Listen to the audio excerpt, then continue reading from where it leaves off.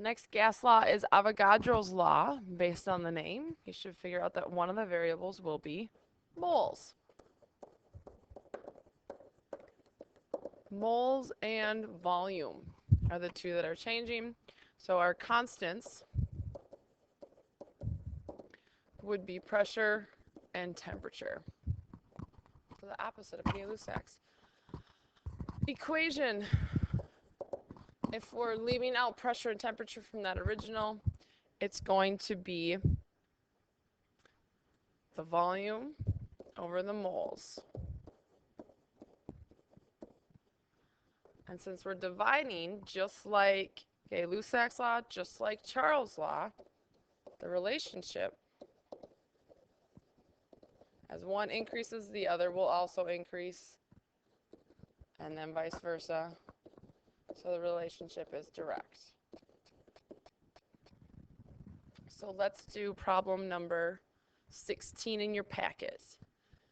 It says, consider two samples of nitrogen gas. Sample 1 contains 1.5 moles of N2 and has a volume of 36.7 liters at 25 degrees Celsius and 1 atmosphere.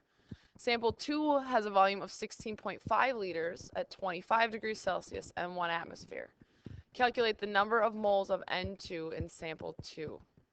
So our initial moles are 1.5. And at that point, our volume is 36.7 liters. And we could write this just to make sure 25 degrees Celsius and a pressure of 1 atmosphere, because later you will have problems where you might not know that it's Avogadro's law. So you're going to write out down all the givens, see if any of them are constants to figure out which equation to use. Let's see, N2 is what we're trying to find when the volume changes to 16.5 liters.